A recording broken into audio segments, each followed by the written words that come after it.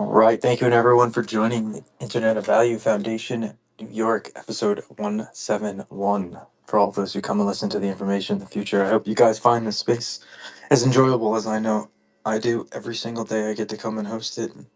The diverse amount of mindsets and perspectives, the individuals who get to come and speak in here, I thank you guys ahead of time, and hope everybody enjoys the conversation. The quantum effect, the title for today.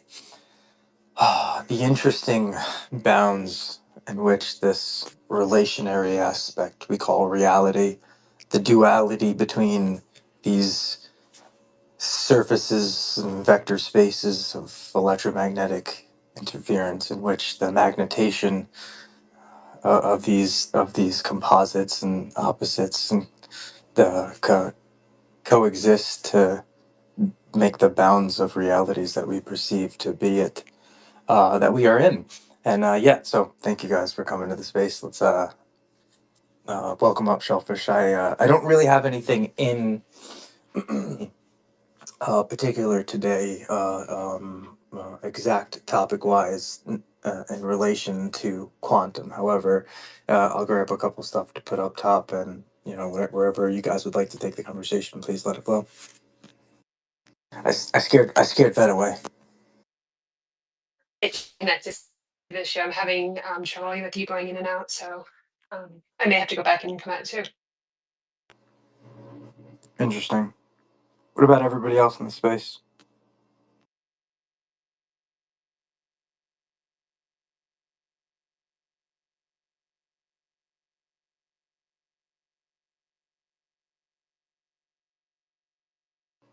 Welcome up, McQuack. Is it glitching for you? Oh, maybe it's glitching for him too.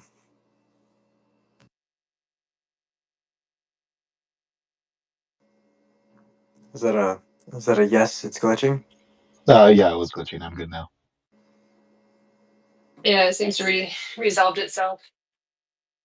Cool. Are we going to talk about Ashton Forbes stuff with DC releasing the information on science and tech and space and time being manipulated? Well, I mean, they didn't release any technology. Yeah, that was the Not hype. technically. What what they release? Well, I mean, they had a discussion about space and time being manipulated. I think that's how they said it. And yeah, I don't know. So does that mean like time travel, wormholes, teleportation? Like where are we at with this stuff, Death Ranger? I'm very curious about this. Yeah, publicly, none of that is available. Always the formal talk. What do you mean publicly it's not available? Publicly. Right? Well, I think many things are done in the peer view of the public, which are more so not so much um, marketing investments of possible actions that can occur in, of course, it's like vector space we call reality, but warnings that other individuals should take notice of the ability to do said actionary states of tasks, and so I don't by any means think this is like a public. Uh, we're going to release some sort of warp drive technology to the public. Of course, there would at least in the relationary aspect of the monetary system and how it's upheld today, that wouldn't make any sense. But I do think that it's a nod towards, because in the White House address that was written, in it, it really talked about how we could have had technology like China has right now, but because of the stifling of innovation that's occurred on purpose, we've obviously not been able to invent and become innovators like that. So I think it's more of a nod to, like, let's open that up. Let's take that red tape down, and let's see if somebody in the public can somehow, discover something like this. Of course, in a non-regulatory or red tape environment, it makes it a lot easier. Of course, the finances also have to be there, so that'll also depend on how the financial structure is for a lot of these these small to medium, possibly innovators that are out there. I think like we'll see a lot of the larger conglomerates really take advantage of this from not only a quantum aspect when it comes to quantum computing, and really being able to derive a lot of the computation needed to be able to then take it to the lab and to the factory, right? That then allows you to build like the nuclear reactors that have the sustained fission using, you know, some sort of gravitational pull on the plasma that's being created. So, you know, less about the actual chemical reactions that are occurring inside of the fusion, and more so about a sustained magnetic field that can you know, erect this trajectory of fusion, and which creates that dispensing of heat. I've spoken a lot, Shellfish. I was gonna say one of your sentences was "Don't fuck with time travelers," is what you said, but you kind of went off the rails there. Yeah, yeah. Okay, well, Ashton was saying in his like little breakdown of it was that time travel forward would be possible because of gravity and the vacuums of space, whatever. That we would be able to move forward like 100, 200 years, but we would not be able to move backwards. But he also said that we were able to, through the technology, and for his understanding, that we would be able to uh, reverse aging with it. So I thought that was pretty cool because I mean that technology is actually something they're discussing right now in a lot of the labs is like how do we stop or reverse aging? So maybe that's a little bit of a nod to them touching on that technology already. I think they're possibly two different things. But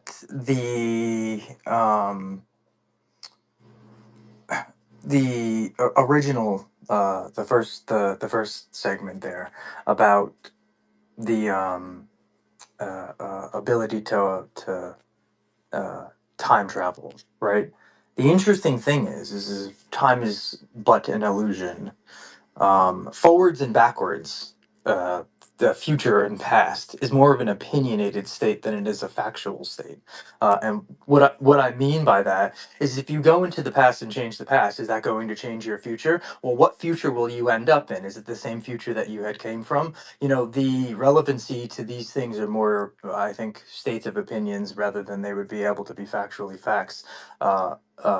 Especially if you think about time travel being possible, that really would mean, right? Insinuate time is but more of an illusionary state than it is something representative of, you know, the larger whole, and that's maybe speaks more to us from a sociological means of how we think about our species today than you know, actually time in itself, right? There might be more relevancy to us trying to create the illusion of time, the you know, the delusion inside of the illusion in which time exists, to have some sort of reciprocal effect behind the relativeness to us even believing that we do exist. Or perhaps it's to erase the idea of time because we are so linear. What if time did get erased and Death Ranger, you were 500 years old and I was 50. And that was 10. Like if we didn't really have age or aging as we know it, would we still need to keep track of time the same way, right? Well, it would all be based off of perception and opinions. If somebody is, for instance, say 300,000 years old, 330,000 years old or so, That's um, such a random number. the the perceived notion of their existence relative to the means of the operation of what is occurring at the moment probably is so dynamically conceptually different that you wouldn't even think of it as segments of time, but possibly eras of egos, or you know, from a primordial kind of structure in the way of thinking about these lapses of actionary states in which there was a turn on effect in which new evolutionary states have formed, and you know, from that complexity of that Merkle tree that would form from that, you would have, you know, further on dynamics. But then the question of the relevancy of being able to differentiate one from another. I mean, um, thinking about if time is more of this abstract structure, then the even the notion of going through, say, that segment of Merkle tree effects is it's more relevant to just how your opinion of things happened rather than to like the factual matter of reality. What would it be? And so, still, even in that state of what we would think to be such a longevity of time, um, to the individual existing at the end of that perceived notion of timeline, where we would say they're now this particular age, you know uh, what's the relevancy to all of that other previous states? Yeah, sorry, more philosophical as well there at the end. I mean, it's really relative to our planet, like, right? 364 days equaling 1 year times my lifespan compared to a Martian year compared to galactic. I don't know. Like, there's so many different ways you could do it philosophically too. Yeah. Did everybody drop down except you and me? McCrack is still up here. We lost Ed again. We went off the deep end. Yeah, lost him twice. What are your thoughts, Mom Crack? You don't want my thoughts. I'm listening to yours. I actually do. I'm busy scraping right now. Please carry on. Um, there is no time travel because then you would die. You wouldn't be there. Oh, there was a funny short about that. That was my thoughts on it. I was just thinking about that short the whole time. Yeah, that's it. Well, that's partially to my point earlier, McCrack. When thinking about it as the past or the future, it's as relevant as what did you eat like 30,000 years ago, right, kind of thing. The thought of you being in a different place, changing a different thing, that you're going to go back to the thing, right, quotations, back to the thing that's been changed, is is really, notionally, you going from one state to another state to another state. And then your opinion is, well, these states have had this Merkle tree of effect, and so my belief is this one happened before this one, which led to this one, this led to this one.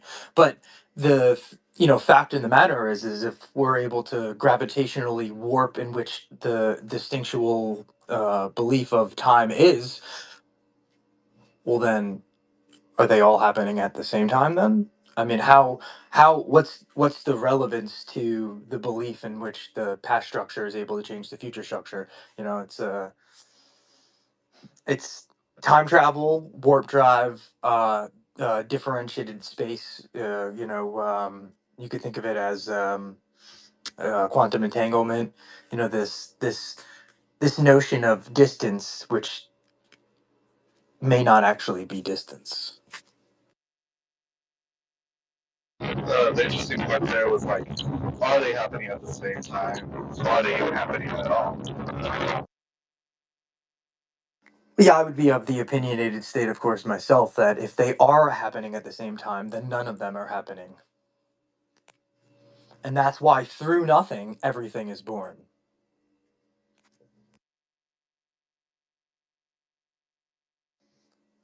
Well, because to be nothing means that you realize something, and to be something means that there has to be an everything, right? And unless you're everything, then you're something. But even being something is being part of everything. And then to be part of everything is a notion that if there is an everything, there must be a nothing. I think through this duality of, at least you could even think of it as the Platonic state of minds, the micro perspective of electromagnetic frequencies that primordially make up the dynamic flow in which, from the beginning of the universe, of course, as we have it historically written down, that binding of that space created in which what we think to be time. And so, from that reality, was born. But there's there's interesting thoughts behind that Merkle tree that we have a belief of an opinion of. That's the perspective in which that we think reality is what it is because of it. And so it's also a notion of question of, if we didn't have that belief, if the overall structure in me and your conversation right now wasn't the belief that reality is what it is, what would it be? We're about to lose Matt for the third time. What was that? We're gonna lose Um, Matt for the third time. well, McQuack, by Death Ranger's logic, by losing him, we're also gaining him. Well, by my logic, there is no loss, and there is never a gain. There is only is, and is then gets to choose. Which one was it? I prefer gaining a vet rather than losing him. I feel like you ignored me. She did. Welcome up, Harbinger. Testing the rims of. Oh, gosh, that's right. Yesterday, um, just thinking about the same thing, because the way that time works is we all experience time at the same rate, but depending on your speed and your proximity to a gravitational force, time may pass uh, more quickly for you without you even realizing it. So if you're close, like if you've ever seen Interstellar, if you're close to a black hole, time moves very, very, very, very, very slowly for you, but you would never even know. It would still, for you, time would just be ticking away like normal. But for somebody on the earth, time would be flying by like years in a second if you were close to a black hole. So by the time you came back, you would have traveled through time, because by the time you reached the earth, everybody you knew and everything that was here would be absolutely gone. So that's the paradox. Like, the closer you get to light speed, the more slowly time will pass for you relative to where you left from and how fast they're traveling and their proximity to a black hole. Like on Mercury, because it's so close to the sun, time moves a little bit more slowly compared to oh no, it moves quicker because it's closer to a source of gravity, a large source of gravity. So that speeds up the time relative to here on the Earth where we're further away. So, and then when you talk about these light photons that have traveled like 14 billion years across the galaxy, they would have left wherever source they came from, and by the time they arrive here on Earth, yeah, it took about 14 billion years for them to reach the Earth. But in that photon, if it could perceive time, no time would have passed. It would have just arrived here instantaneously. So, and this is all proven time and time again, even with how global positioning satellites work and everything. I mean, it's all calculated, the time dilation. Yeah, it's not that it would have arrived, it would have realized itself upon here. It's that it would have had a notion of existence relative to the means of obviously slowing down because it was hitting something, right? Or and then you had this effect of what would be, as we observe it, the photons that create that light. And so, yeah, in some sense, it's an interesting thing because you proved my point a little bit. I don't know if you meant to, Harbinger, when you first stated that it's relative to the means of gravitational pull, but then you also mentioned these situations in which the relevance of time, say in a moment when you're enjoying yourself, all of a sudden falls out, and you've had this expansionary set in which you're like, how did the time pass? Well, we've done all of these things, and or I didn't do anything, and the time has passed so quickly. How is this possible? Um, this this notion of the relativity behind it, and I know of course we're speaking about Einstein's theory of relativity, and m equals squared. Oh my gosh, sorry. And the the notion of how those equations kind of fit into our our our relativeness to how we think about time actually truly existing, in the thought of like this black hole, this notion of if you were closer to the black hole, how we would perceive it to be here would be that you would actually be falling into the black hole for millions and millions of years. However, you at the black hole would have been already gravitationally pulled into the black hole, and what would have came from that we would have obviously not known unless we were there to go through that singularity moment, based off of the way that light was able to move away from that structure from the gravitational pull.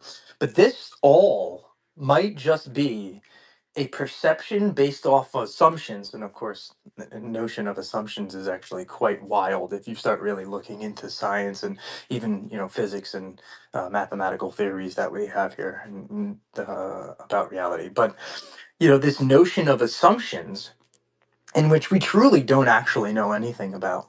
Of course, and if anybody here has actually been around a black hole and have been able to experience anything like that, or the difference between possibly the localities of space, in which what we possibly observe is just our belief of the locality, in which the nature of the structure of reality is just that, because of the locality of the way that things operate, but doesn't necessarily mean it has to be dynamically that way anywhere else. And then the thought of, back to Shellfish's warp drive, and time just being this an illusionary state to begin with, because if you're able to access the differentiated actionable steps of what you perceive to be reality at any moment in time, is there a forwards and a backwards, or is there just states, and your choice in which a belief to be at which state is just that? Of course, associated tools aspects to bring that relativeness to you. But when you think about reality and accessing it, all these different tool sets that we build, they be somewhat reflective of our egos, the beliefs in which the access we're trying to gather from reality, right? Whether it be an axe or a shovel, digging the ground, your belief was that you needed to dig the ground, and so which you built the shovel, it be it a reflection of the belief in which your structure that you wanted to possess and see. I think the relativeness of time is actually more so that than anything else.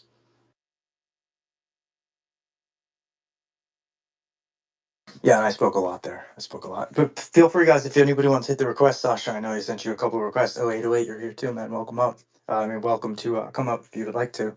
I'll probably keep it going for like another 20 minutes or so, and we'll close it up. I didn't think that the direction was going to go exactly this way, Shellfish, today, but I felt Well, I well, felt let's put it I back on felt track. Where the did you want to go? entanglement. Yeah, where did you want to go? We'll bring it back on track. I didn't mean to divert it. Oh, what I wanted is wherever it went. Okay, well, I'm curious now about the entanglement line of thought. Where were you going with that? As a network effect, or yeah, network effect of entanglement. Okay. To each of us in the Internet of Body, or transactions, or what aspect? Oh, What do you got? it's an interesting thought. I actually really Yeah. like that where that went. Yeah, Sasha, though, welcome up. And 808 is up also, but Sasha, you got your hand up. Please go ahead, man.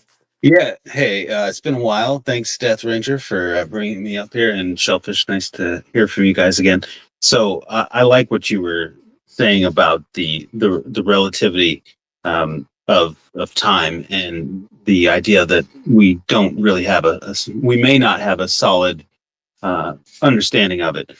And what I've gathered just recently about the traversability is that knowledge and information itself may have some effect on gravity. So the information exchanged may do something neurologically to us, or the information that we gather, similar to like if you're exploring out in space and you're around a black hole, things behave differently.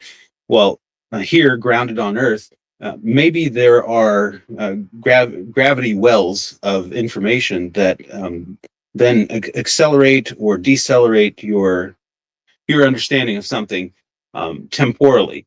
Meaning, like maybe you can get a download very quickly, but maybe it's not something that you have to sit around and wait for. Maybe it's something that you can actually go out and interact with and experience. I just wanted to add this little bit because it coincides with some of what I'm looking into right now about how information out in beyond this planet and on this planet itself might act like sort of like a relay system for gravity itself and for our ability to sort of move through time maybe a little bit more expeditiously or slowly. We have the ability perhaps to accelerate and decelerate based on the information that we ingest.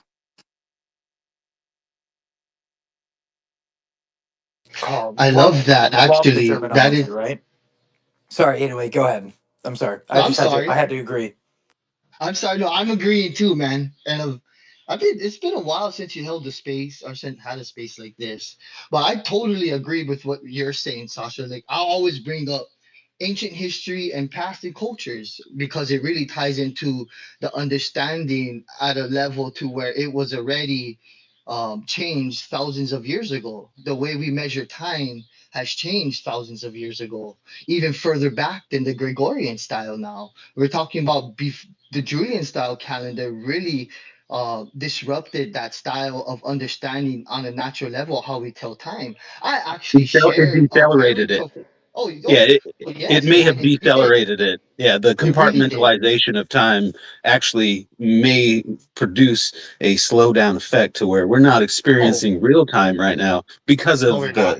the micromanagement of it. Yeah. Yes, yes, and that's something I have talked about and stressed about a lot and been consistent about a lot because it's facts. It's really mind blowing. And I'll always say when you strip back history to the point of even as far back as that, and then you relearn, teach yourself with a different mindset, you start to learn more about a lot of the things that has been built that we use today. A lot of the concepts we use today was understand at a different level back then.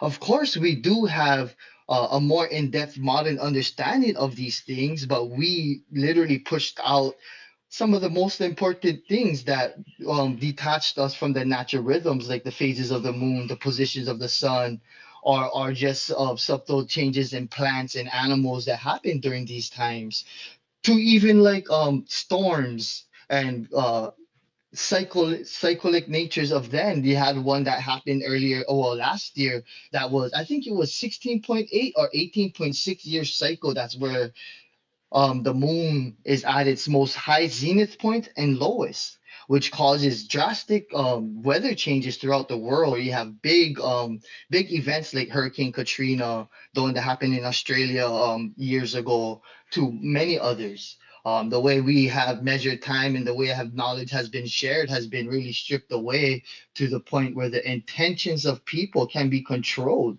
by the knowledge being taught that has been taught for thousands of years. Look at what we run on now. The Renaissance era ushered in a lot of that knowledge to where they made our financial industry, which we all run on. We all run on a financial industry created by knowledge by those who already had control over these things for thousands of years. And that's just history.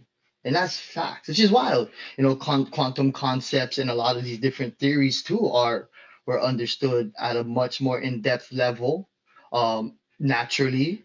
I'm not saying that we don't have a more in-depth level technically, which we do, but by being able to combine both from the ancient past and now, comparing and contrasting can further our understanding and better develop things that can portray some true things that was diminished a long time ago. And these are thousands and thousands of years of diminishing effects now. And that's something we see profound in today's ecosystem where we live in every day. Look at our government systems around the world. How decisions made from then still affects us now. And people thinking decisions being made now is affecting us now.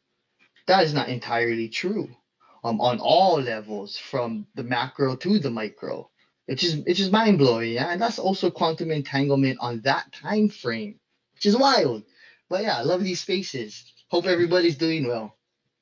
No, appreciate you so much, Crypto Beast, and I'm gonna let you and Sasha go back and forth because he has his hand up again there, and I'm loving it. But I just wanted to agree with the, it's funny because you led me to like my one of my own personal beliefs in which there's like this retro causality to the factor of why reality is exactly the perceived notion of the way it is. Almost we're rediscovering our past and leading to what we would think to be our future, which is you know, all but relative.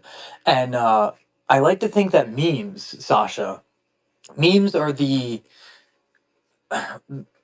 most recent avail of articulation of the tool set in which that mentioning of something like the Emerald Tablets of Thoth, the ability to just observe a reckoning, and through that the conceptuality of something as drastic as sociological understandings come about. And I do believe this to be something that actually is definitely something true and possible. And I like to think like memes are like our first step there of this rediscovery pathway. But please go ahead, jump in.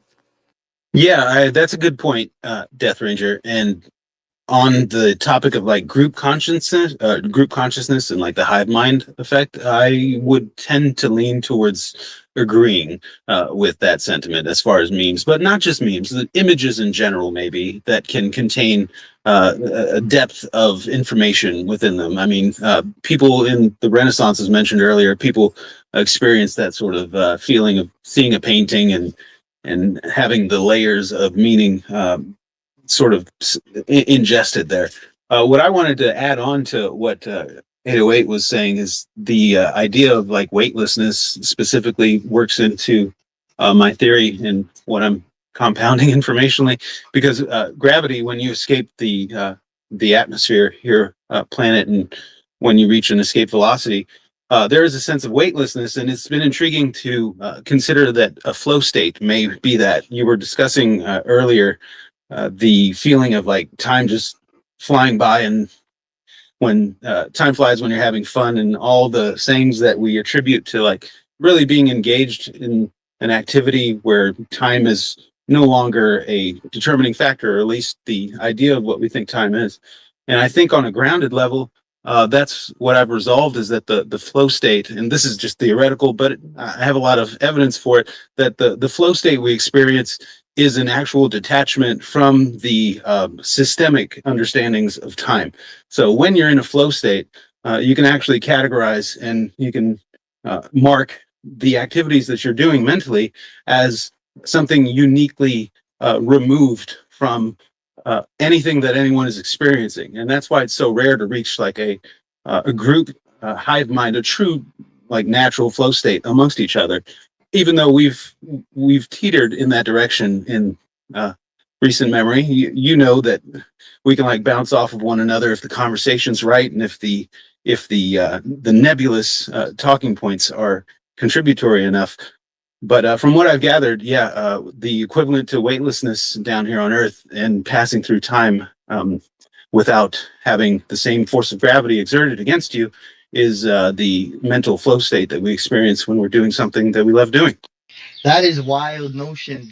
And we have multiple levels of that flow state, especially when you're meditating and really removing yourself from your own thoughts that we are into every day.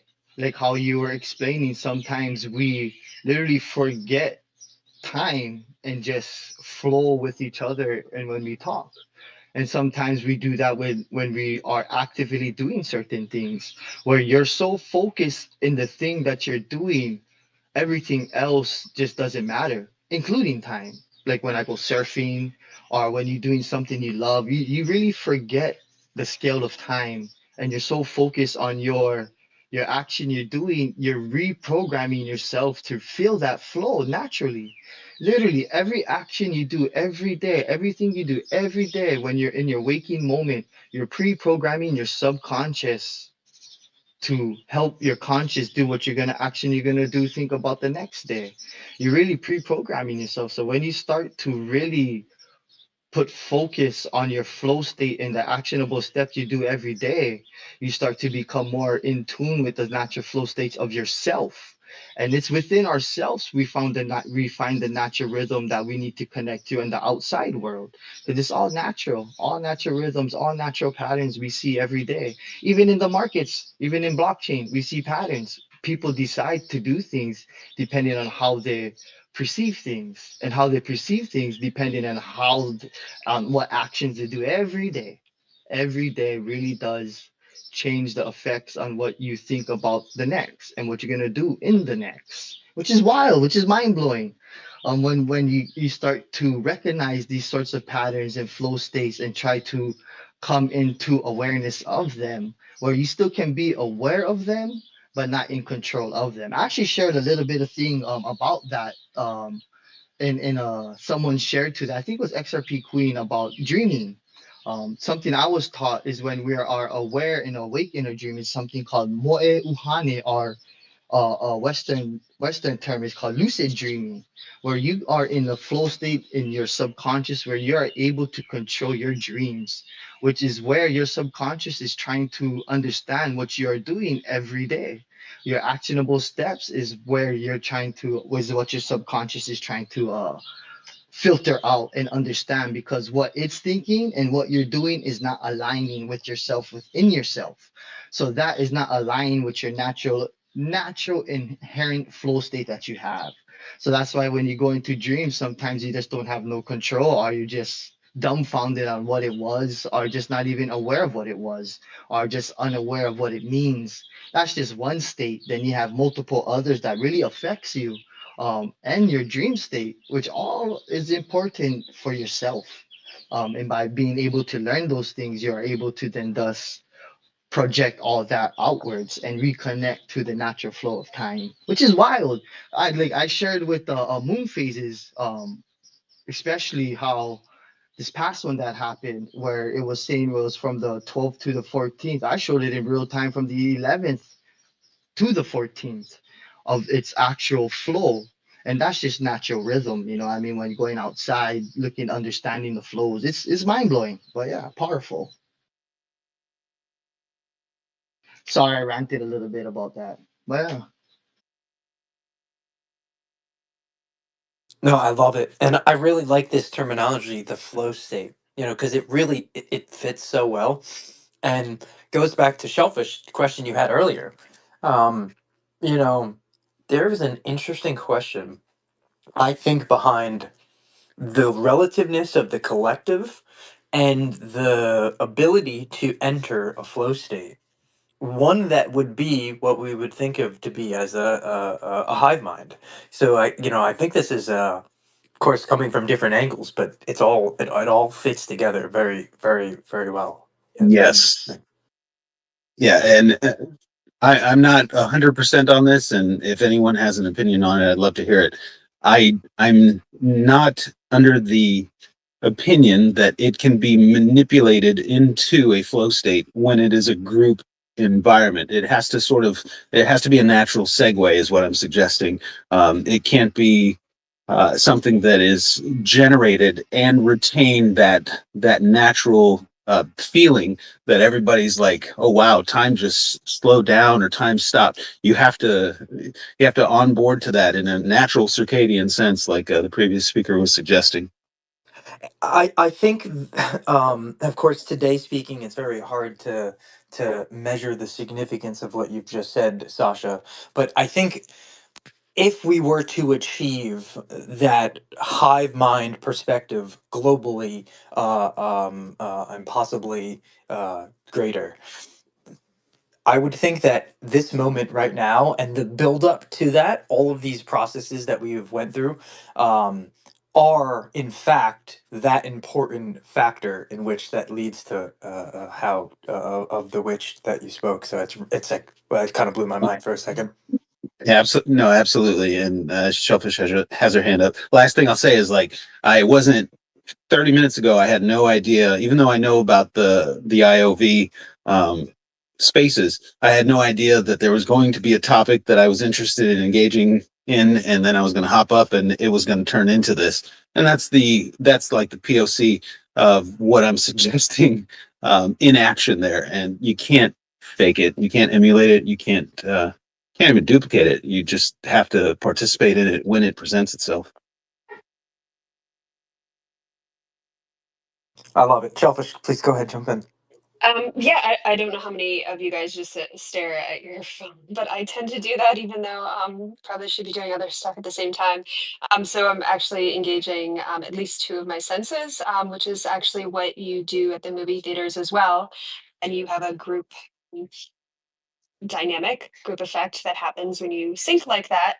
There have been PDFs that I've actually found on the crypto cloud network hive mind that kind of explains a lot of this we're going through, and it's almost like having a tuning fork. Like you have a strong enough intention behind it, and everybody just kind of gets that same cadence in their talk, and it goes into that flow state through the X space tuning fork that we all love so much.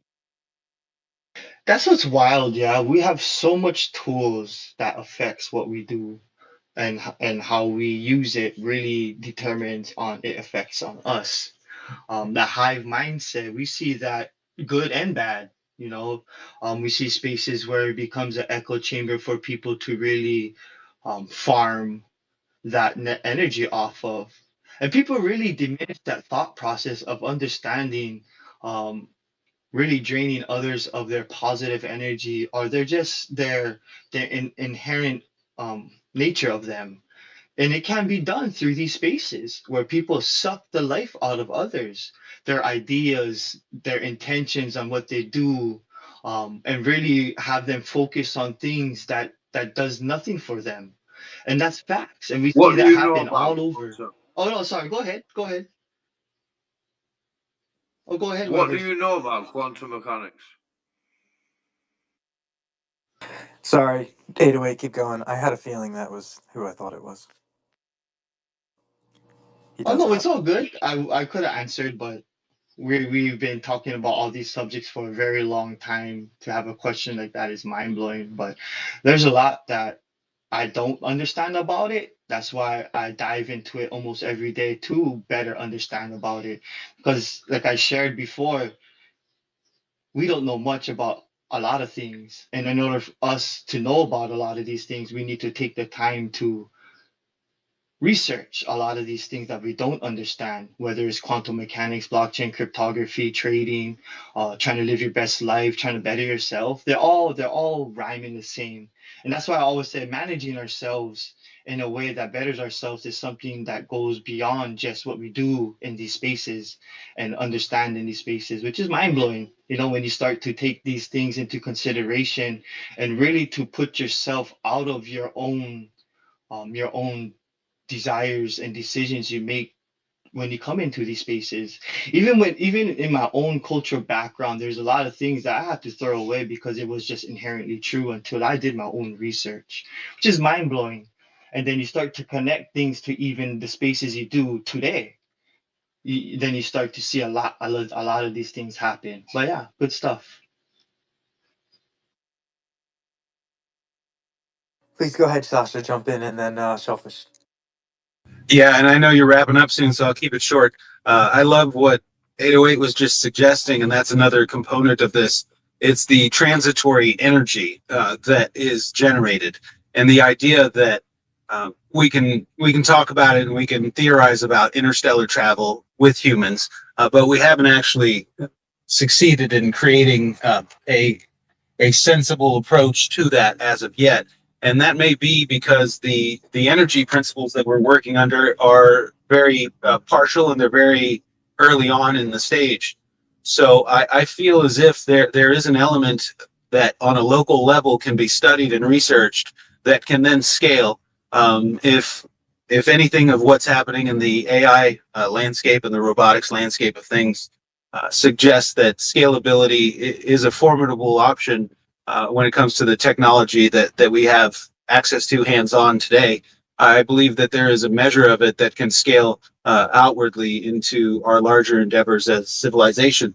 And it does start, and the great news is, like, it does start locally, and everyone who is interested in being involved in that sort of civilizational leap forward can engage with it. But again, I don't feel as if it can be faked, emulated, siphoned from. It can be attempted to be siphoned from, but I feel as if the encryption state of something that sophisticated is just, it's like a dead end street for anyone trying to tamper with it.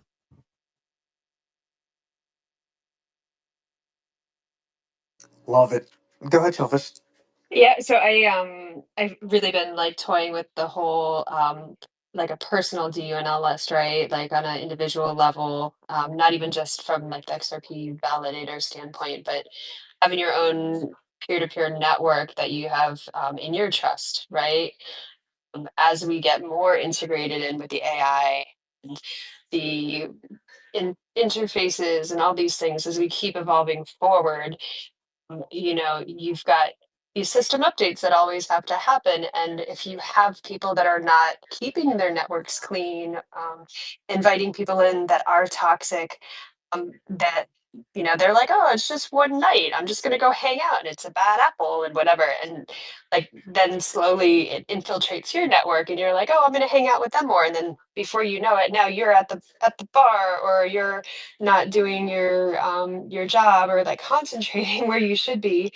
And you know, it's kind of like a domino effect. So you're constantly, I don't know about you guys, but I'm trying to be very mindful at where I direct my energy, and I'm like, oh my gosh, I've gotten off course again. I need to course correct, and it's definitely gotten way better than it was a few years ago. But my ability to be aware and course correct has been key in this process that we're all going through. So I'm not sure if you guys are experiencing the same thing, but that has been um, a big part of the algorithms, the AI, the social network, the integration into this Internet of Bodies, Internet of Things, whatever you want to call whatever we're getting connected to.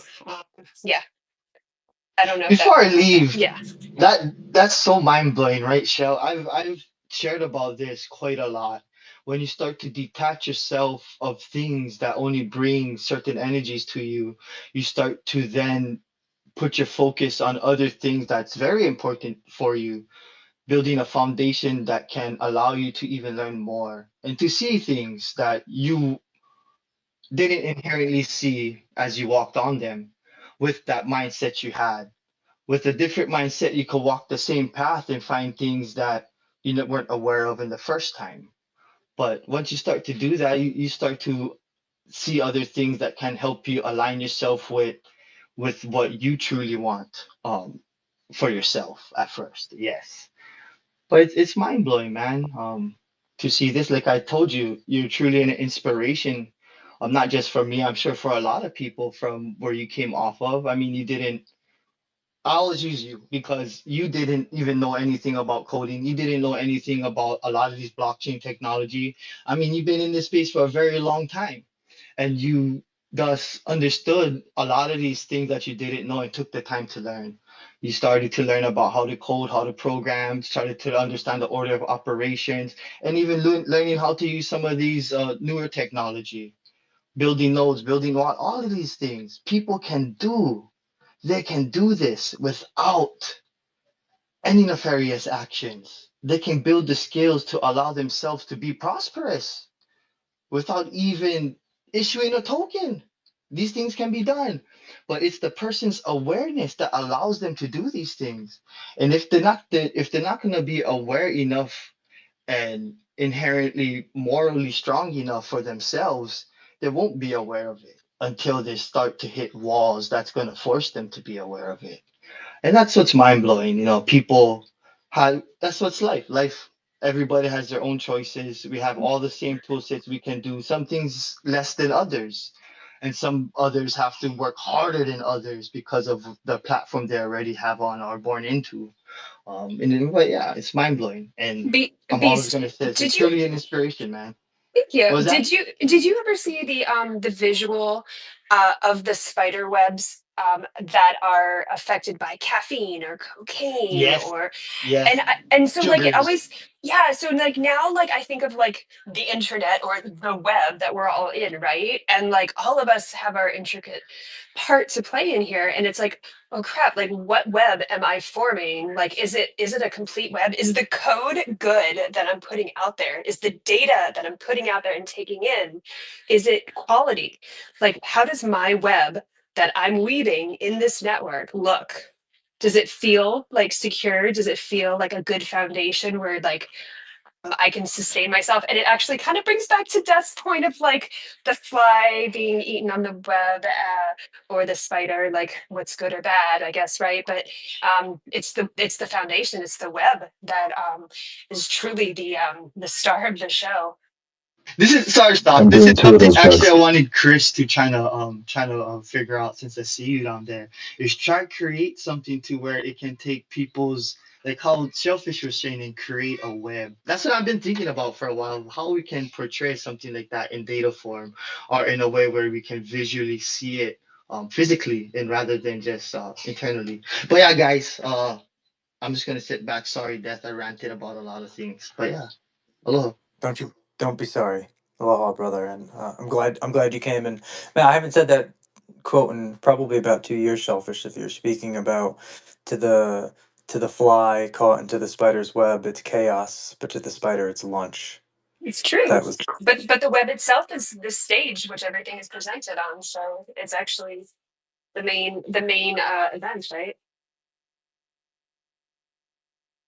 yeah. It's an interesting notion because it means the fly chose to be the fly and the spider chose to be the spider, which I do believe. But um, Sasha, you unmuted, and then Devon. Oh, Devon dropped right when I was about to call on him. I'm going to close up in a couple of minutes. We'll see if he comes back, and then I'll let him up. But Sasha, please go ahead. Yeah, I just wanted to ask Shellfish about the role that a feedback loop can play in that for the strengths and the pros and the cons. I used to be under the impression that like a feedback loop was very toxic, but that's because some of the web or some of the engagement 3, 4, 5 years ago that I was involved in was not oriented in the healthiest direction. But when you become again self-aware or aware to the furthest extent that you can be about the sort of data and information that you're putting into that spin cycle, then you get to see its sort of evolutionary path, and it does make its way back to you, and you can kind of control and dictate the loop system, at least in the confined space of like a social media network, pretty easily these days. So I'm wondering, like, if we can build healthier webs, or I don't know if that's the right approach, but healthier like entanglements. There you go, of interaction. Then that should be very noticeable very quickly, because again, that transient energy would segue into like a healthier offline life as well, that you could then bring back into the online world, and all of a sudden we're having healthier conversations. Oh, I love this. I can I like please like as you were saying this, like my image is you think of the loop as like a fifth grade teacher. They have to teach these children over and over again the exact same syllabus for like 20, 30 years. So instead of looking at the loop as a hindrance, look at it as an instructor, and that is the job. That's the role that they've chosen to play. So it's an agent all in itself, right? Would that make sense? It does. Remember I shared about martial arts and how they really train on moves every day and consistently to pre-program themselves to have that ability innately in them, which can act as an agent when need to call upon. It just automatically happens because it's so taught to them on that natural state level, they automatically do it. And Oh, that's sort of an agent so style kind of thing. so in essence, does that mean that the loop is muscle memory? Yes. And more so, even further than just muscle memory, it goes and pre-programs your conscious to already have that knowledge embedded in you. So because you have it embedded in you physically, um, and consciously, it already your whole body already acts as an agent for that action already. Like how we just naturally just think wild.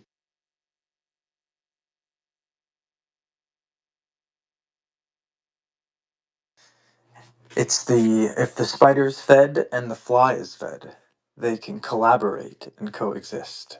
I do love it, actually. I got so excited I hit the button and left the room. Nice. But I think this is I'm going to end it here. I think this was a really incredible conversation. I appreciate you so much, Sasha and Crypto Beast, for making some time to come in here. And thank you, Shellfish and McQuack. Of course, you guys always are in the space, so appreciate you. But this was a awesome conversation, going from possibly not hosting the space to the quantum effect. I really love it. So everybody, you have a great rest of the night. We should be back hopefully Thursday 4 p.m. Shasha, you put your hand up, please go ahead. No, wrong emoji, Det. Sorry, I was out of the flow. Wrong emoji. I'm driving. Yeah, great space. Thank you. You're the best. Well, Beep, beep. love you guys, and everyone have a great rest of the night. Have an awesome day, everybody. Aloha. Aloha, brother.